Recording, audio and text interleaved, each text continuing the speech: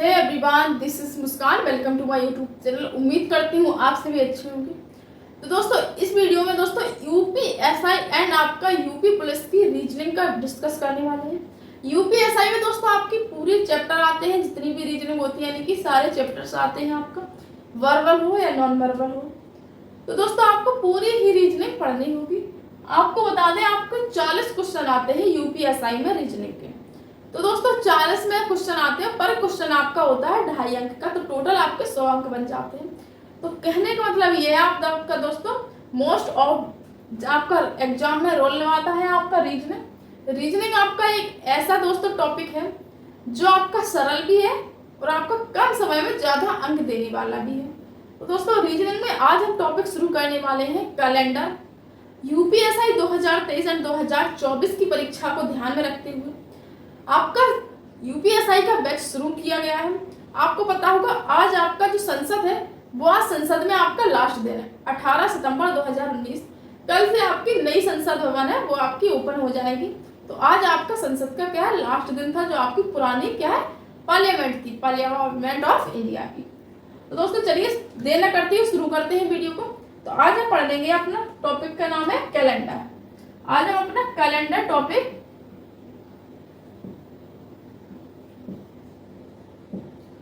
Calendar topic का postmortem करने वाले हैं।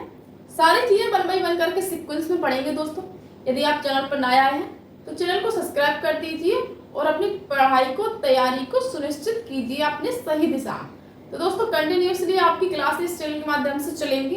तो आप क्या यूपीएसआई की क्लासेस देखने के लिए आपका क्या पूरा फाउंडेशन, पूरा 0 to हीरो बैच कवर करने के लिए आप इस चैनल से जुड़ सकते हैं। चलिए वीडियो को शुरू करते हैं, देना करते हैं। तो दोस्तों कैलेंडर पढ़ते हैं। सबसे पहले कैलेंडर में पढ़ना क्या है हमें, आपको पता है जो हमारा कैलेंडर है वो हमारा कैलेंडर किस किस से मिलकर बनता है। तो कैलेंडर दोस्तों हमारा बनता है वर्ष। कैलेंडर में क्या क्या होता है, वर्ष होता है, माह होता है, आपका क्या है,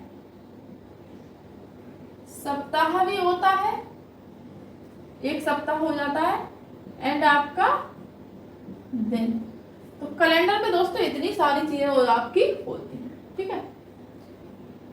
अब बात कर लेते हैं दोस्तों आपका वर्ष। दोस्तों वर्ष हमारे 2 तरह के होते हैं, आपको पता होगा। एक तो वर्ष होता है साधारण वर्ष,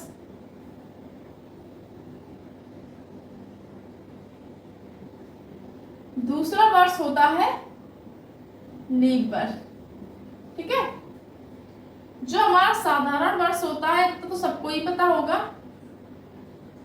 साधारण वर्ष में जो दिन होते हैं वो होते हैं दोस्तों आपके 365, ठीक है।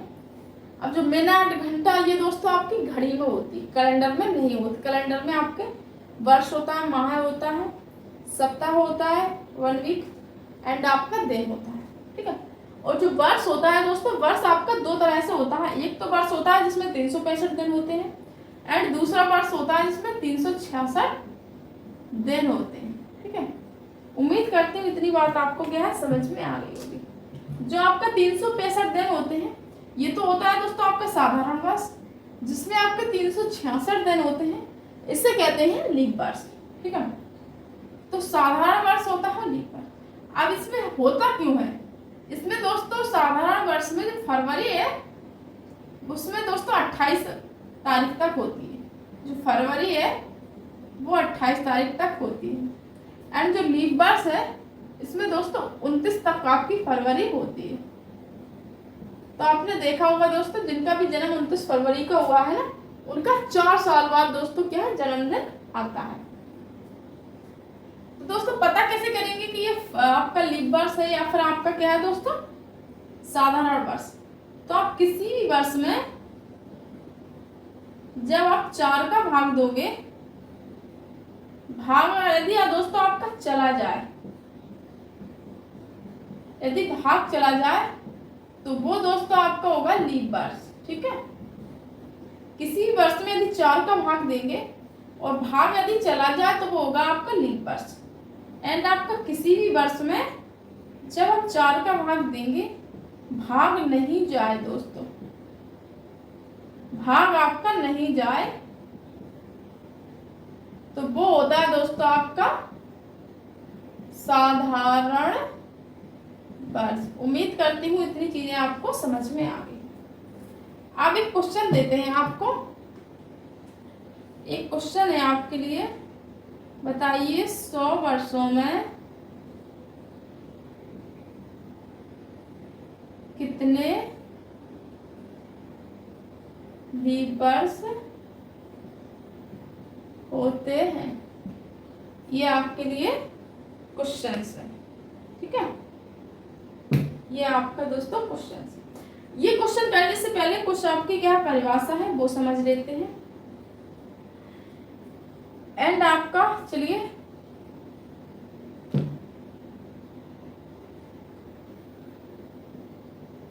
शताब्दी समझ लेते हैं सबसे पहले कि शताब्दी किसे कहते हैं,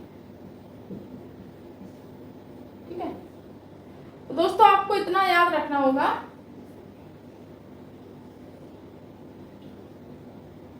प्रत्येक वर्ष शताब्दी वर्ष तब होता है जब उसमें 400 का भाग चला जाए, ठीक है। इसमें भी दोस्तों आपके 2 पॉइंट है। कोई वर्ष है दोस्तों, यदि उसमें आपका 400 का भाग चला जाए पूरा तो वो होगा दोस्तों आपका शताब्दी वर्ष, ठीक है। और वो कौन सा शताब्दी वर्ष होगा, वो आपका लीप शताब्दी वर्ष होगा, ठीक है। यदि कोई भी आपका शताब्दी वर्ष है, शताब्दी वर्ष को पहचाने के कैसे, जिसके लास्ट में 2 जीरो लगी होंगी वो शताब्दी वर्ष है, 2 जीरो लगी होंगी वो आपका क्या है, वो आपका शताब्दी वर्ष। तो प्रत्येक वर्ष शताब्दी वर्ष तब होता है जब उसमें 400 का भाग चला जाए, तब वो लीप शताब्दी होता है, ठीक है।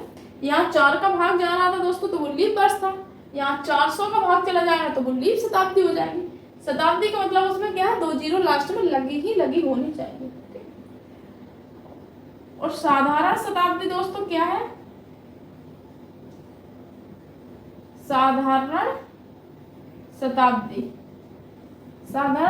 का मतलब है दोस्तों कोई भी आपका क्या है वर्ष होगा, तो उसमें दोस्तों कोई भी शताब्दी वर्ष होगा, कौन सा वर्ष, शताब्दी वर्ष, ठीक है। उसमें दोस्तों 400 का भाग नहीं जाएगा तो वो आपका साधारण शताब्दी होगा। और लीप शताब्दी तो बता ही दिया,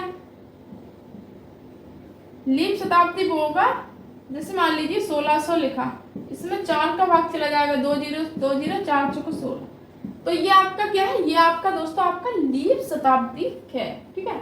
उम्मीद करती हूँ आपको लीप वर्ष, साधारण लीप शताब्दी और साधारण शताब्दी में समझ में आ गया होगा कि साधारण शताब्दी क्या है और लीप शताब्दी क्या है।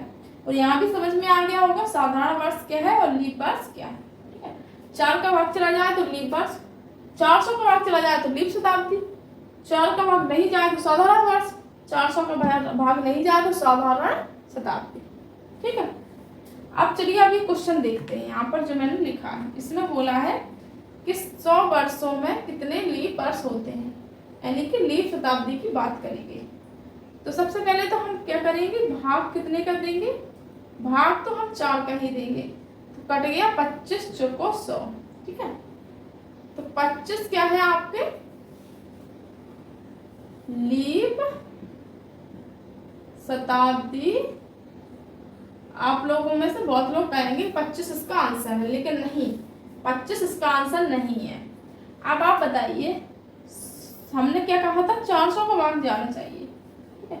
तो जैसे कि 100 में हम 400 का भाग देंगे तो ये 2 जीरो करके 1/4 क्या पूरा विभाजित हो गया है, पूरा विभाजित नहीं हो गया है। तो कहने का मतलब ये है आपका 100वां जो वर्ष है उसमें 4 का भाग नहीं जा रहा। ठीक है, बकाया जो 24 होंगे, तो ये जो 100वां वर्ष है दोस्तों, 100वां वर्ष, ये आपका लीप शताब्दी नहीं है। तो आपका आंसर क्या होगा? 25 - 1, इसका आंसर होगा 24। ठीक है, दूसरा एक क्वेश्चन और है यहाँ पर, बताइए 200 वर्षों में कितने दोस्तों लीप वर्ष हैं? ठीक है, 200 वर्षों में कितने लीप वर्ष हैं? वही करेंगे, 200 में हम पहले तो भाग देंगे 4 का, तो कितना मिल गया? 5 को 20, 50 बार गया। तो इसका आंसर 50 नहीं है। एक तो आपका 100वां जो शताब्दी है ना, इसमें 400 का भाग 2 नहीं जा रहा है, तो एक यहाँ से काट दो, प्लस 200 में आप भाग दो 4 का, 400 का, ये भी नहीं कटेगा, 2 जीरो 2 जीरो, यहाँ 2/4 आ जाएगा, यानी कटेगा नहीं। ठीक है, पूर्ण रूप से नहीं कटेगा, एक ये। ठीक है, तो कहने का मतलब ये है 1 से लेके 200 वर्षों तक आपके जो लीप वर्ष है दोस्तों, वो आपके 50 - 2 यानी कि 48 ही होंगे। ठीक है, तो 2 किस प्रकार का? ये जो 100वां वर्ष है और ये 200वां वर्ष है, इसमें आपका 400 का भाग नहीं जा रहा, अर्थात ये आपका शताब्दी वर्ष नहीं है, लीप वर्ष। तो 200 में दोस्तों आपके क्या है, ये 2 कट जाएंगे, 100वां वर्ष और 200वां वर्ष, तो 50 - 2। ठीक है, भाग हमेशा क्या है, 4 का ही देते हैं। तो उम्मीद करती हूँ दोस्तों ये कैलेंडर का आपका पार्ट 2 था। उम्मीद करती हूँ आपको वीडियो पसंद आई होगी दोस्तों। अब इसमें दोस्तों नेक्स्ट जो टाइप के क्वेश्चन बनते हैं वो वीडियो में लेकर आएंगे। तो वीडियो को दोस्तों लाइक करें, चैनल को सब्सक्राइब करना ना भूलें दोस्तों। मिलते हैं नेक्स्ट वीडियो में नेक्स्ट जानकारी के साथ, नेक्स्ट टॉपिक के साथ। तब तक के लिए अपना ध्यान रखें। जय हिंद, जय भारत।